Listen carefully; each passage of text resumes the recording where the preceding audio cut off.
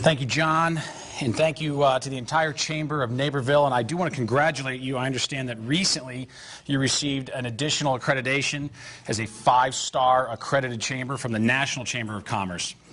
Now, the good news about that is you're one of only 75 chambers to have been so named in the country out of 7,000. The bad news is that puts you squarely in the 1%, which means you have earned the ire of the other 99%. And my guess is that very soon you're going to have an Occupy Naperville protest developing. I think I can faintly hear the drum beats from the protesters. In total, 844 men, women, and children drown in the Chicago River in calm, shallow waters. I believe there are two key takeaways from this very dreadful tale. The first is that danger is often where one least expects it. The second is that following the herd can be very costly. Safety in numbers is well ingrained in our psyche, but in fact it presents a dangerous way to live at times, and certainly a dangerous way to invest. I am daily on CNBC, primarily on the Fast Money Halftime Report.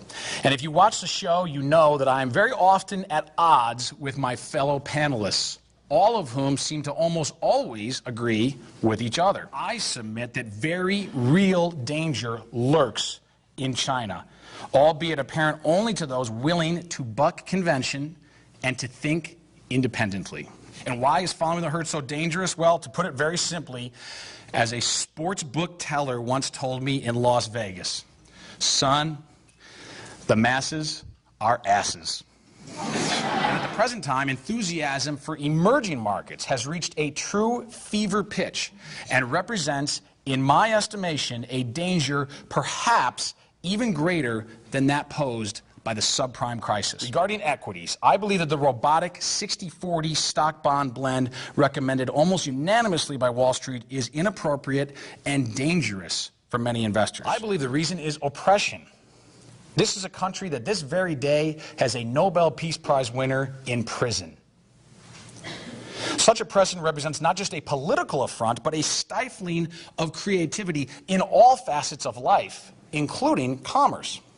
There are no Chinese equivalents to the HP garage, places of innovation and lasting wealth creation. The controls and censorship of Beijing preclude real innovation. Japan's ascendance then was no less assured to us than China's is now. And our inferiority obsession with Japan then almost precisely replicates the current fear/admiration of China today. South China Mall in Dongguan. It is the largest mall in the world, with capacity for over 2,000 stores, and yet it is 99% empty. In describing the mall, the New York Times gushed, quote, "There is no end in sight, no evidence that China's long boom is likely to suffer anything more than a modest slowdown." Well, I submit that instead of no end in sight, there are in fact no people in sight, because the whole stinking boondoggle is empty. The actual truth is that America has very well maintained its economic might relative to the rest of the world. As this chart shows, the United States is in the blue. This is share of global GDP. America has been remarkably consistent in its share of global GDP for 40 years, just above 25% of the world. I think there are two important takeaways here. First, the emerging market story, for all of its hype, is not taking productivity or revenue away from the United States. Instead, as you can see from this chart, Europe is in the green. Asia has mostly been eating the lunch of Europe. As much as I believe in America's systemic and cultural advantages, the one unique attribute that stands above all in favor of continued American dominance is demographic growth. We are literally the only industrial country in the world that is growing in people.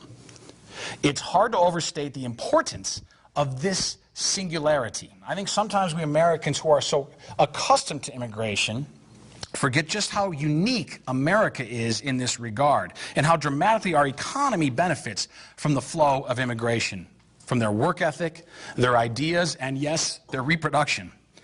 As fast as China has grown in recent years, for example, there is no queue of people lining up to immigrate to China. I'd like to show you a chart. This is the dollar versus the euro currency, which is normally quoted in euro currency terms, but for those of you who aren't market folks, I thought it might be easier to show it in dollar terms. So as the bars are going up, the dollar is strengthening. This is the dollar versus the euro currency going back a year. To my point about the American military mattering to markets, and particularly to currencies, if you can see that X at the bottom, May 2nd, that is the day that SEAL Team 6 killed Osama bin Laden. I do not believe it is a coincidence that the United States dollar bottomed that day. I think instead it was a reminder to the entire world that in terms of safety for assets, you want to park them in the country with the world's strongest military. And the amazing feat of that SEAL Team 6 that day, I think, was a reminder to capital markets that the only place for true safety is the United States. So SEAL Team 6 might have not only restored justice, but perhaps also saved the United States dollar. The real emerging market is still America. The future is not in Dubai, it is in Dallas. It is not in Shanghai, it is in Sioux Falls.